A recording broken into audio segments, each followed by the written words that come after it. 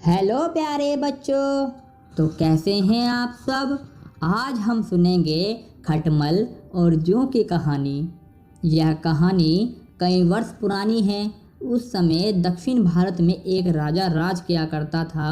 राजा के बिस्तर में मंदरी सरपणी नाम की एक जूं रहा करती थी, लेकिन इस बारे में राजा को कोई जानकारी नहीं थी।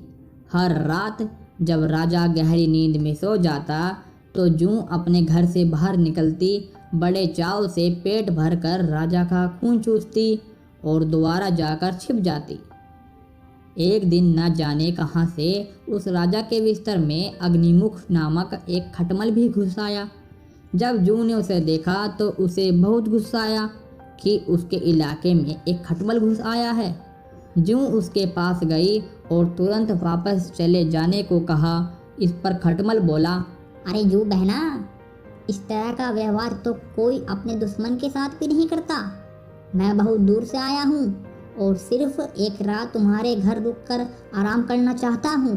कृपया मुझे यहाँ रहने दो। खटमल की बात सुनकर जूं का दिल पिघल गया। उसने कहा, ठीक है, तुम यहाँ रुक सकते हो, लेकिन तुम्हारे कारण राजा को कोई परेशानी नहीं होनी चाहिए। तुम राजा के आसपास भी नहीं जाओगे। जू बहन, मैं बहुत दूर से आया हूँ और भूखा भी हूँ। वैसे भी हर रोज कहाँ राजा का मीठा खून पीने को मिलता है। कृपया मुझे आज रात राजा के खून का स्वाद चखने का मौका दे दो। खटमल ने विनती करते हुए कहा। जूं खटमल की बातों में आ गई और उसने उसे राजा का खून चूसने की इजाज़त दे दी। ठीक है, तुम राजा के खून का भोजन कर सकते हो, लेकिन उससे पहले तुम्हें राजा के गहरी नींद में सो जाने का इंतजार करना होगा। जब तक राजा पूरी तरह सो नहीं जाता तब तक तुम उसे नहीं काट सकते। जूं ने कहा।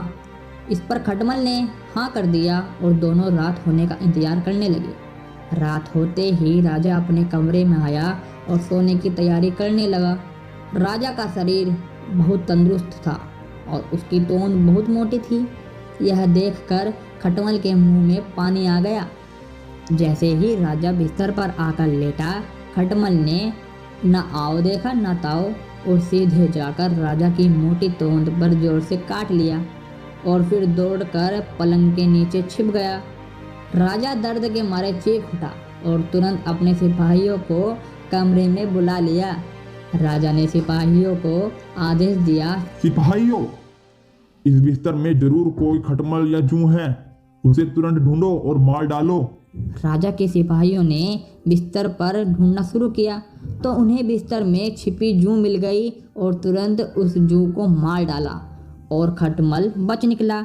इस प्रकार खटमल की गलती के कारण बेचारी जूं मारी गई। तो बच्चों, इस कहानी से हमें यह शिक्षा मिलती है कि हमें किसी पर भी आंख बंद करके भरोसा नहीं करना चाहिए। बाय बच्चों।